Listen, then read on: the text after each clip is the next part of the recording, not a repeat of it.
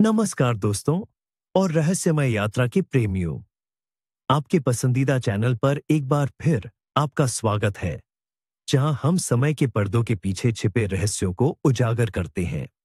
आज हम जिस दिन की बात करने जा रहे हैं, वह कैलेंडर पर भले ही एक साधारण तारीख लगे, लेकिन ब्रह्मांड के सूक्ष्म लोकों में इसकी गूंज इतनी गहरी है कि यह आपके भाग्य की दिशा मोड़ सकती है। ये वह दिन है जब पूर्वजों की आत्माएं पृथ्वी के करीब आती हैं और अदृश्य शक्तियां हमारे जीवन में हस्तक्षेप कर सकती हैं। क्या आप जानते हैं कि एक छोटी सी गलती इस दिन आपको किस अथाह अंधकार में धकेल सकती है? आज 7 सितंबर को भारतीय पंचांग के अनुसार भाद्रपद मास के कृष्ण पक्ष की त्रयोदशी तिथि है। इस दिन को हम पितृ रहस्य त्रयोदशी के नाम से जानेंगे। यह सिर्फ एक तारीख नहीं, बल्कि ऊर्जाओं का एक संगम है, जहां प्राचीन नक्षत्रों जैसे आश्लेषा और मघा का प्रभाव हमारे जीवन के हर पहलू पर पड़ता है। मघा नक्षत्र विशेष रूप से पितरों यानी हमारे पूर्वजों से जुड़ा है और त्रयोदशी तिथि भगवान शिव को समर्पित है। यह दिन हमें प्रकृति के गहरे चक्रों और हमारे अपने वंश के साथ हमारे संबंध की याद दिलाता है। यह आध्यात्मिक जागृति और आत्मचिंतन का एक अनूठा अवसर प्रस्तुत करता है, जहां भूतकाल, वर्तमान और भविष्य की डोर एक साथ जुड़ती प्रतीत होती है। त्रयोदशी तिथि विशेषकर कृष्ण पक्ष की भगवान शिव को अत्यंत प्रिय है। इस दिन शिव की पूजा करने से भक्तों को मोक्ष, आरोग्य और धन धान्य की प्राप्ति होती है। लोग संतान प्राप्ति, विवाह में आने वाली बाधाओं को दूर करने और अकाल मृत्यु के भय से मुक्ति पाने के लिए भी शिव का स्मरण करते हैं। शिव के भक्त इस दिन प्रदोष व्रत का पालन करते हैं, जो सूर्यास्त के बाद की 2 घड़ी में होता है, और माना जाता है कि इस समय शिव कैलाश पर्वत पर प्रसन्न मुद्रा में नृत्य करते हैं। इस विशिष्ट समय में की गई प्रार्थनाएं सीधे शिव तक पहुंचती हैं और तुरंत फल देती है। लेकिन जैसा कि मैंने पहले बताया, मघा नक्षत्र का प्रभाव इस दिन को और भी विशेष बना देता है। मघा नक्षत्र के स्वामी पितृ हैं, हमारे पूर्वज। यह वह ऊर्जा है जो हमें हमारे मूल से जोड़ती है, हमारे डीएनए में छिपी हुई शक्ति है। यह नक्षत्र हमारे पूर्वजों के कर्मों, उनके आशीर्वाद और उनके अधूरे सपनों का प्रतिनिधित्व करता है। प्राचीन काल से ही इस दिन को पूर्वजों का आशीर्वाद पाने और पितृदोष से मुक्ति पाने के लिए महत्वपूर्ण माना गया है।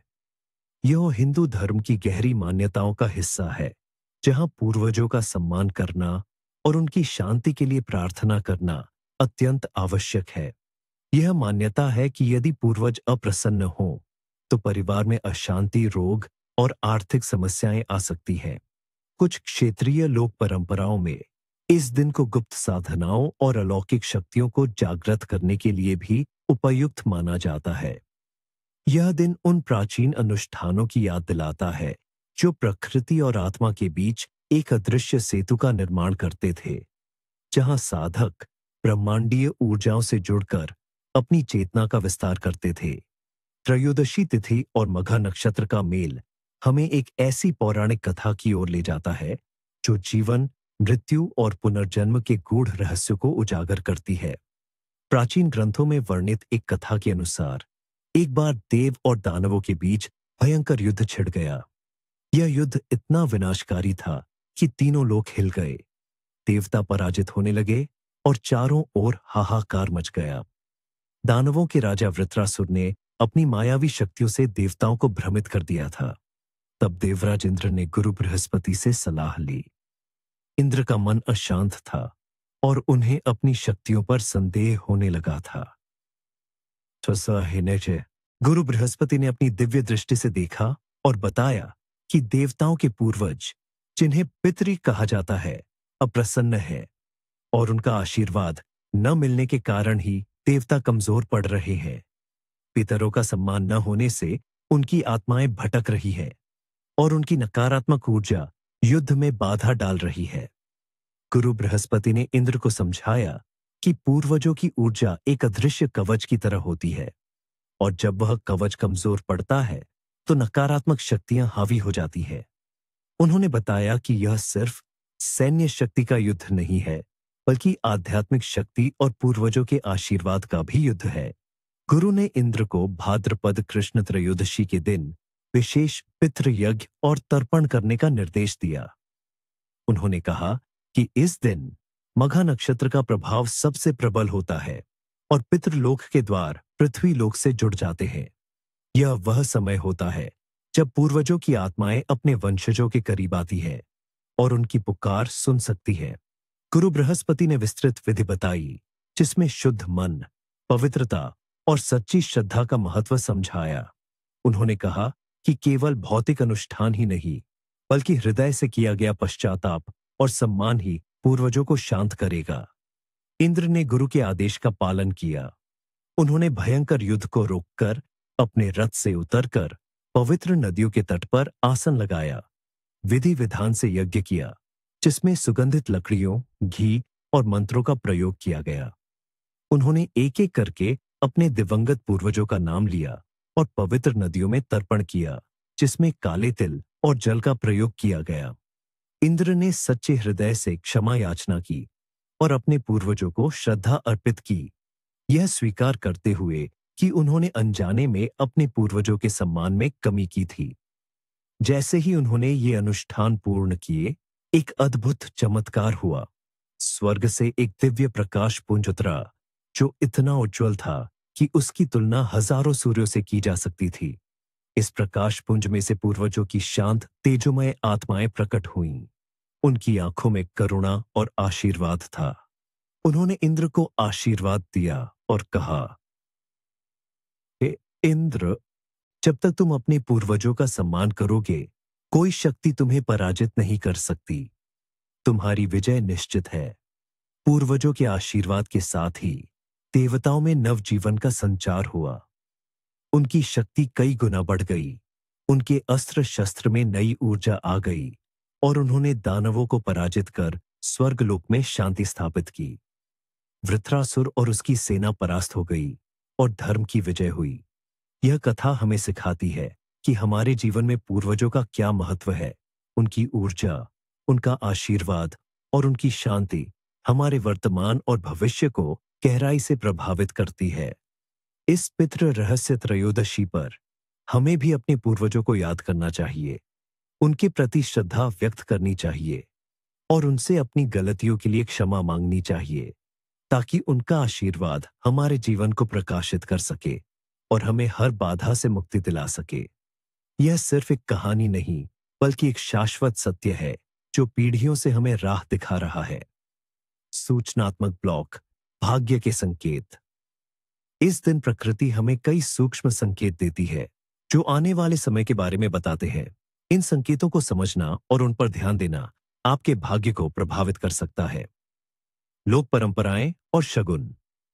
एक, घरे, उमस भरे बादल और बूंदाबांदी। यदि सुबह आसमान में गहरे उमस भरे बादल छाए रहे और हल्की बूंदाबांदी हो तो ये आने वाले दिनों में अच्छी वर्षा और फसलों के लिए शुभ संकेत है।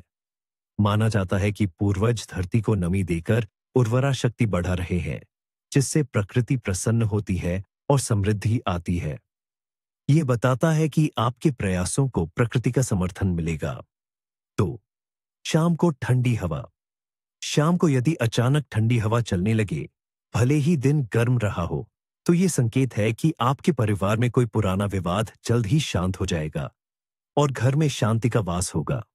ये पूर्वजों की ओर से एक संकेत है कि वे घर की नकारात्मक ऊर्जा को दूर कर रहे हैं। 3, पक्षी का एक ही शाखा पर बैठना। यदि आप किसी पेड़ पर किसी पक्षी को बार बार एक ही शाखा पर आकर बैठते देखें, तो इसका अर्थ है कि आपके पूर्वज आपको किसी महत्वपूर्ण निर्णय के बारे में सोचने के लिए प्रेरित कर रहे हैं जो आपके जीवन को स्थायी रूप से बदल सकता है। यह आपको अपनी अंतरात्मा की आवाज सुनने का संकेत है। चोर, अनजान पौधे का उगना। घर के आंगन में या बालकनी में अचानक किसी अनजान पौधे का उगना जिसे आपने पहले कभी नहीं देखा, यह धन लाभ और अप्रत्याशित सौभाग्य का प्रतीक है। पूर्वज आपको अपनी कृपा से नवाज रहे हैं और यह बताता है कि लक्ष्मी का आगमन आपके घर में होने वाला है। 5, शांत चमकती लहरें। यदि आप किसी जलाशय के पास जाएं और पानी में असामान्य रूप से शांत लहरें देखे जो सूर्य की रोशनी में चमक रही हो, तो ये आपकी आत्मा की शुद्ध और मानसिक शांति का संकेत है। ये बताता है कि आपके पूर्वज आपके मन को शांत कर रहे हैं और आपको किसी बड़ी चिंता से मुक्ति मिलने वाली है। 6. सूर्योदय का नारंगी लालिमा रंग। यदि इस दिन सूर्योदय के समय सूर्य का रंग सामान्य से अधिक नारंगी या लालिमा लिए हुए हो, तो ये आने वाले समय में राजनैतिक या सामाजिक स्तर पर बड़े बदलावों का संकेत है, जो आपके व्यक्तिगत जीवन को भी प्रभावित कर सकते हैं। ये परिवर्तन सकारात्मक या चुनौतीपूर्ण हो सकते हैं, इसलिए सतर्क रहे। 7. रात में फूल का खिलना। अचानक किसी फूल का खिलना, खासकर रात के समय, यह बताता है कि आपकी कोई पुरानी इच्छा जल्द पूरी होने वाली है, जिसके लिए आपके पूर्वजों ने भी प्रार्थना की थी। यह एक गुप्त इच्छा के पूर्ण होने का संकेत है, जो आपके दिल के करीब है। घरेलू धन संबंधी शगुन। 8. पुरानी वस्तु पर धूल। यदि सुबह सुबह आपको घर में किसी प्राचीन वस्तु या पुरानी तस्वीर पर धूल जमी दिखाई दे, जिसे आपने हाल ही में साफ किया था, तो यह संकेत है कि आपके पूर्वज आपसे अपनी याद और सम्मान की अपेक्षा कर रहे हैं। उन्हें याद करें और उनके लिए प्रार्थना करें ताकि उनका आशीर्वाद बना रहे। तो सिक्के या गहने का मिलना। अचानक किसी सिक्के या छोटे गहने का मिलना, खासकर घर के पुराने कोनों में, यह अप्रत्याशित धन लाभ या किसी पुरानी देनदारी के निपटारे का संकेत है।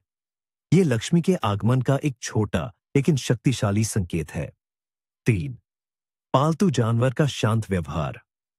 यदि घर में पालतू जानवर, कुत्ता या बिल्ली, सामान्य से अधिक शांत या आपकी ओर अधिक स्नेह प्रदर्शित करे, तो ये घर में सकारात्मक ऊर्जा और पूर्वजों की उपस्थिति का संकेत है, जो आपके परिवार को सुरक्षित रख रहे हैं। वे आपको मानसिक शांति और सुरक्षा का अनुभव करा रहे हैं। 4. सूखी सामग्री का बिखरना।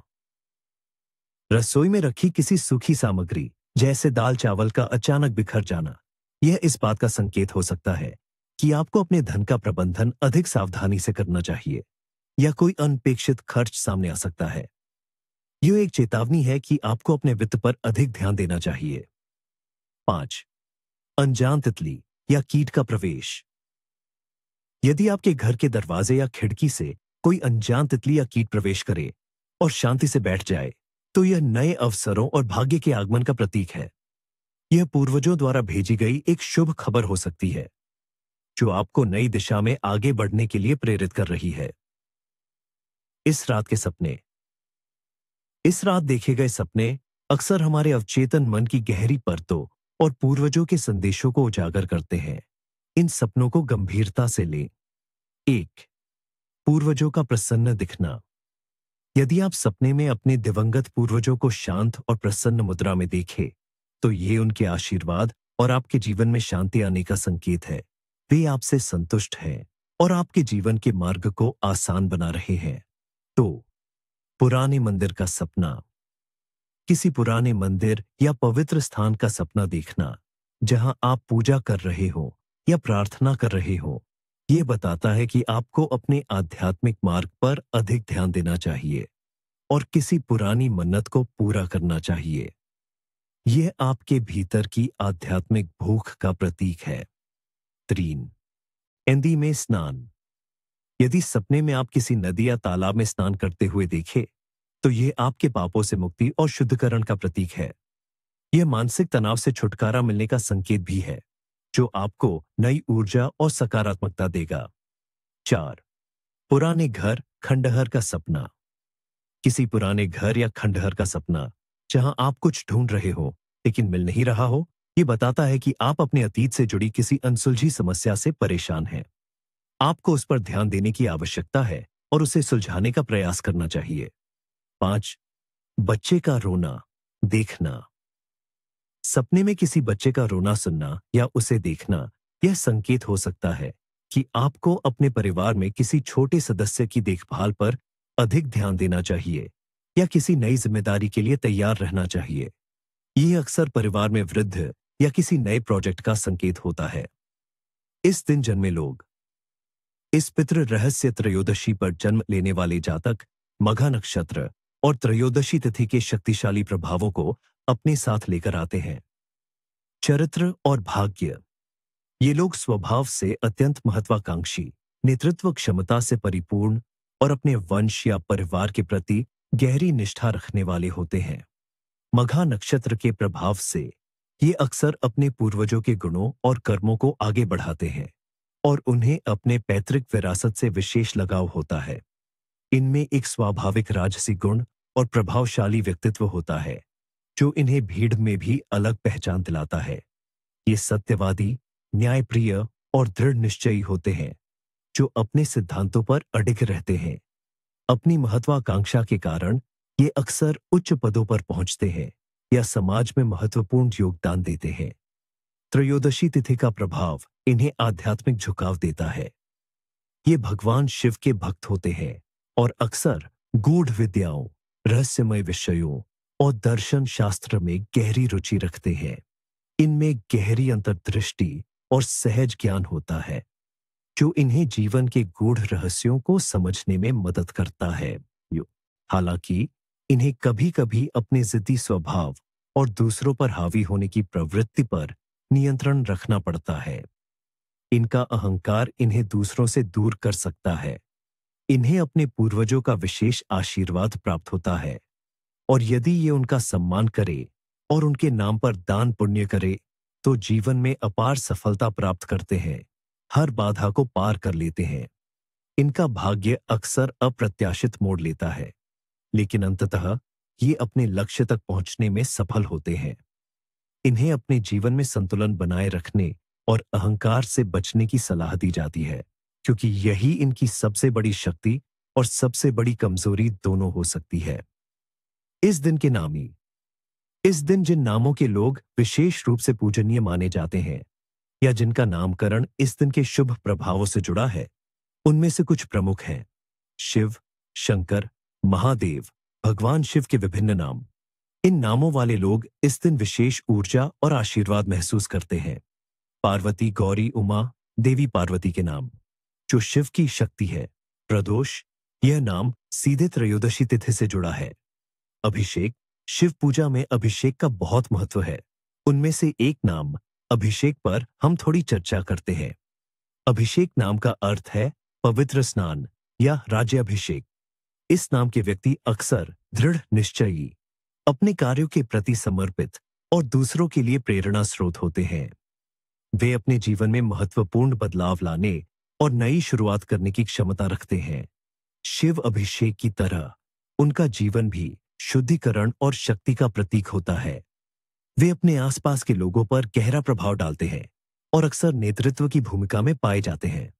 उनके भीतर एक स्वाभाविक पवित्रता और एक शक्तिशाली आभा होती है जो उन्हें विशेष बनाती है।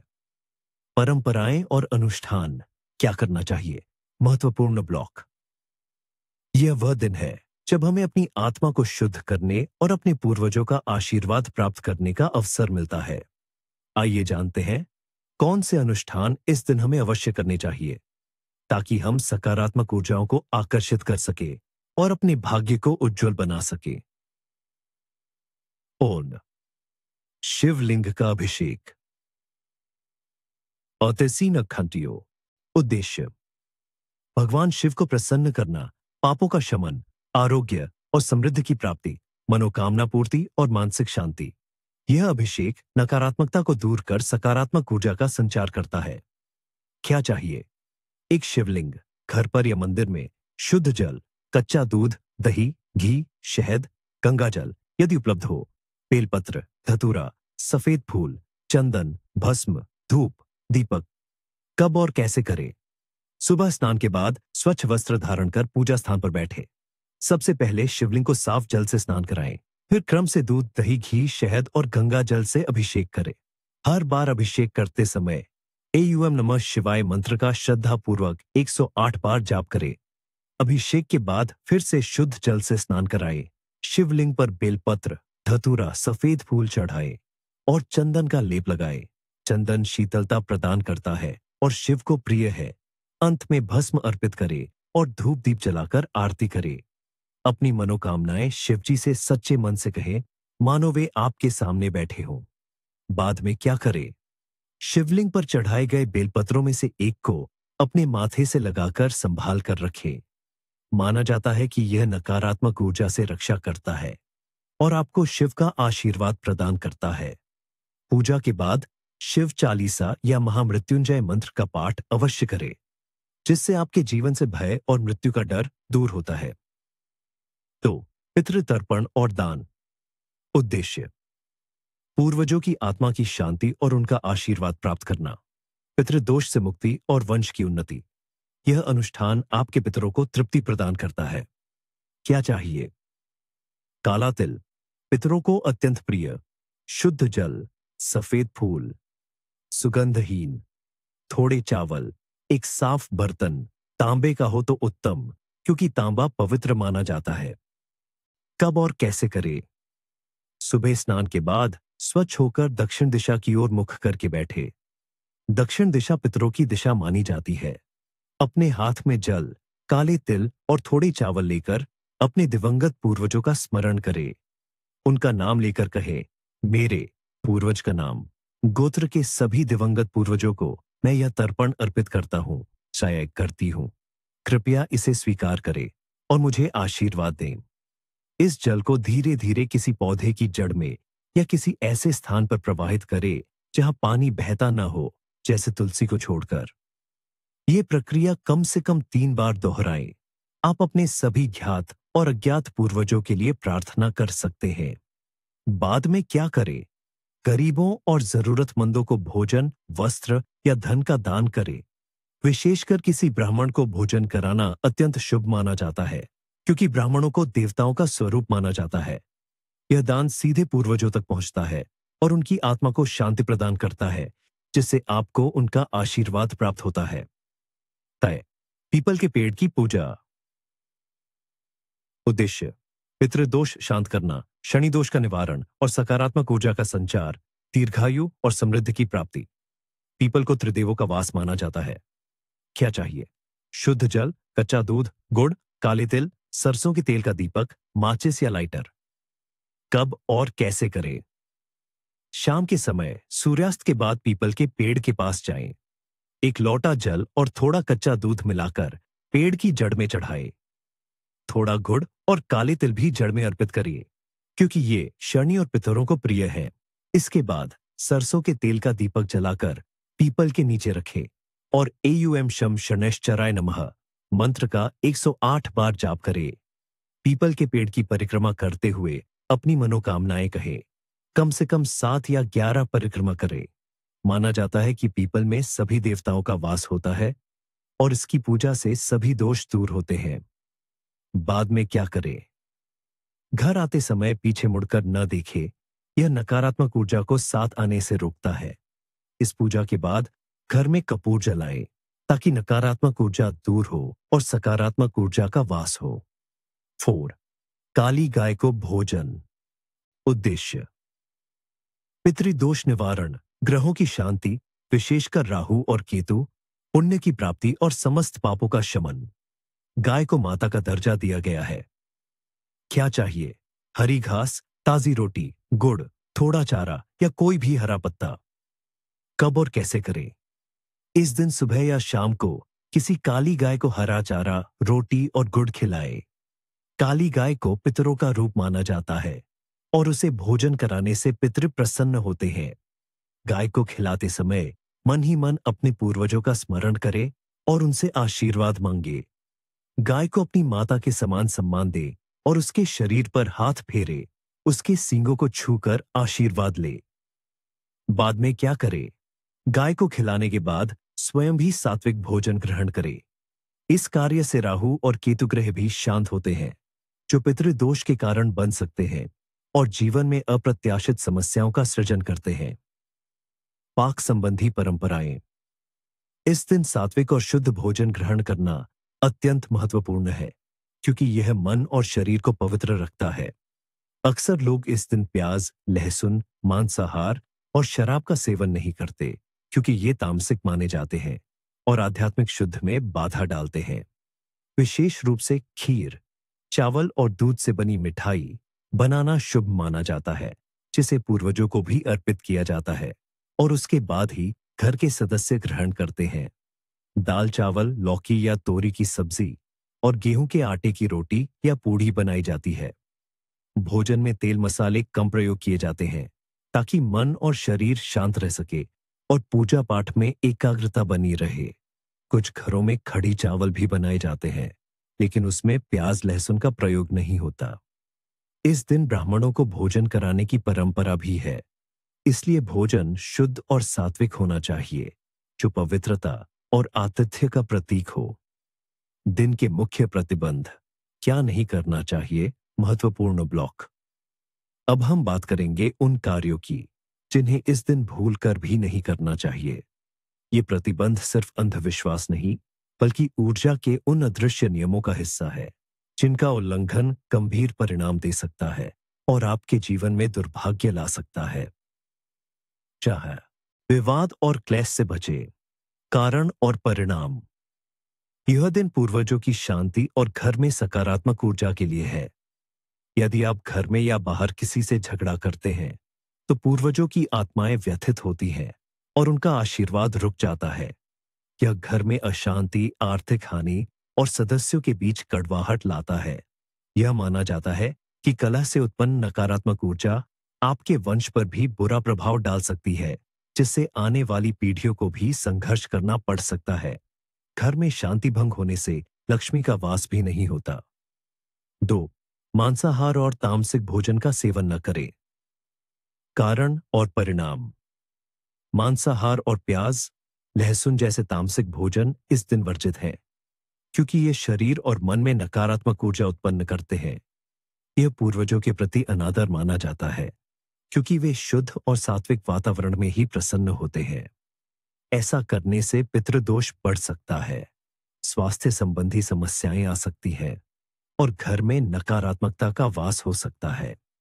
यह आपकी आध्यात्मिक प्रगति में बाधा डालता है और पाप कर्मों को बढ़ाता है। 3. किसी भी प्रकार का नया कार्य शुरू न करें।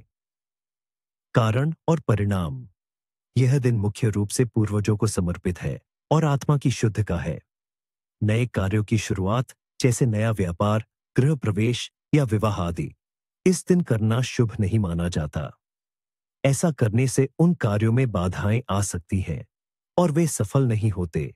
यह आपके पूर्वजों के ध्यान को भंग कर सकता है, जिससे उनका आशीर्वाद नहीं मिलता और कार्य में अपेक्षित परिणाम नहीं मिलते। कोई भी महत्वपूर्ण निर्णय लेने से भी इस दिन बचना चाहिए। 4. बाल और नाखून न काटें। कारण और परिणाम। यह व्यक्तिगत शुद्धि से जुड़ा एक प्राचीन प्रतिबंध है। बाल और नाखून काटना शरीर से कुछ अंश को अलग करना माना जाता है, और इस दिन ऐसा करने से पूर्वज असंतुष्ट हो सकते हैं। ये आपको स्वास्थ्य संबंधी समस्याओं और दुर्भाग्य की ओर ले जा सकता है। ऐसा करने से व्यक्ति के शरीर से सकारात्मक ऊर्जा का क्षय होता है और वह नकारात्मक प्रभावों के प्रति अधिक संवेदनशील हो जाता है। यह परंपरा पूर्वजों के प्रति सम्मान और स्वयं को पवित्र रखने की भावना से जुड़ी है।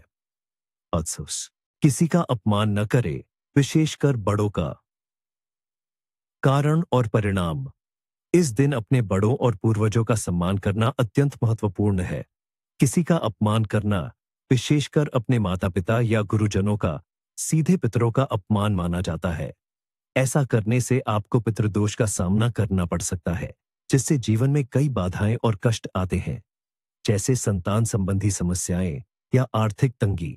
आपके सौभाग्य में कमी आ सकती है और सामाजिक प्रतिष्ठा को ठेस पहुंच सकती है। घर में झाड़ू न लगाएं। कारण और परिणाम। कुछ मान्यताओं के अनुसार इस दिन घर में झाड़ू लगाने से पूर्वजों की आत्माएं परेशान हो सकती हैं या गलती से उनका अनादर हो सकता है। यह घर से धन और समृद्धि को बाहर निकालने जैसा माना जाता है। ऐसा करने से घर में दरिद्रता आ सकती है और आर्थिक समस्याएं बढ़ सकती हैं। यदि बहुत आवश्यक हो तो हल्के हाथों से सफाई की जा सकती है, लेकिन गहरी सफाई या कूड़ा बाहर फेंकना वर्जित है, क्योंकि यह शुभ ऊर्जाओं को बाहर कर सकता है। 7. यात्रा न करें, विशेषकर लंबी यात्राएं। कारण और परिणाम।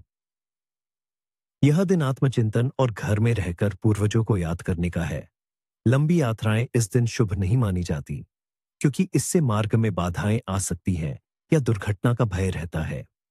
ऐसा माना जाता है कि आप पूर्वजों के आशीर्वाद से दूर हो जाते हैं और यात्रा में अप्रत्याशित कठिनाइयों का सामना कर सकते हैं, जिससे यात्रा का उद्देश्य पूरा नहीं होता या वह कष्टप्रद होती है। यदि यात्रा अत्यंत आवश्यक हो, तो शिव का स्मरण कर ही निकले और शराब या अन्य नशीले पदार्थों का सेवन न करें। का कारण और परिणाम। यह मन और शरीर को अशुद्ध करता है और आध्यात्मिक ऊर्जा को बाधित करता है। पूर्वज ऐसी गतिविधियों से अप्रसन्न होते हैं, क्योंकि वे शुद्ध और पवित्र आत्माओं का सम्मान करते हैं। ऐसा करने से न केवल आपका स्वास्थ्य बिगड़ता है, बल्कि आप मानसिक अशांति और निर्णय लेने की क्षमता में कमी महसूस कर सकते हैं। यह आपके आध्यात्मिक मार्ग में बड़ी बाधा बन सकता है और आपको नकारात्मक शक्तियों के प्रति संवेदनशील बना सकता है। 9, किसी से उधार न लें और न दें। कारण और परिणाम। इस दिन वित्तीय लेन देन से बचना चाहिए। उधार लेना या देना आर्थिक अस्थिरता ला सकता है। ऐसा माना जाता है कि इस दिन किया गया कोई भी कर्ज लंबे समय तक बना रहता है या चुकाने में कठिनाई होती है और दिया गया धन वापस नहीं मिलता। यह आपके धन संबंधी मामलों में नकारात्मकता लाता है और आपके आर्थिक चक्र को बाधित कर सकता है। पैसों से जुड़े बड़े फैसले इस दिन टाल दें। 10, पेड़ पौधे न काटें। कारण और परिणाम। यह दिन प्रकृति और जीवन के सम्मान का है। पेड़ पौधे काटना, खासकर हरे भरे, इस दिन अशुभ माना जाता है।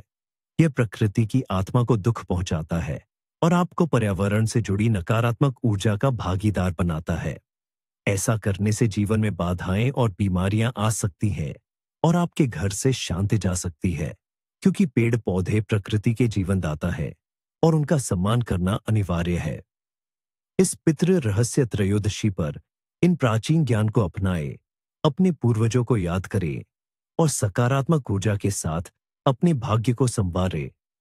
याद रखें, परंपराएं केवल रीति रिवाज नहीं, बल्कि ब्रह्मांडीय ऊर्जाओं के साथ सामंजस्य स्थापित करने के गूढ़ तरीके हैं।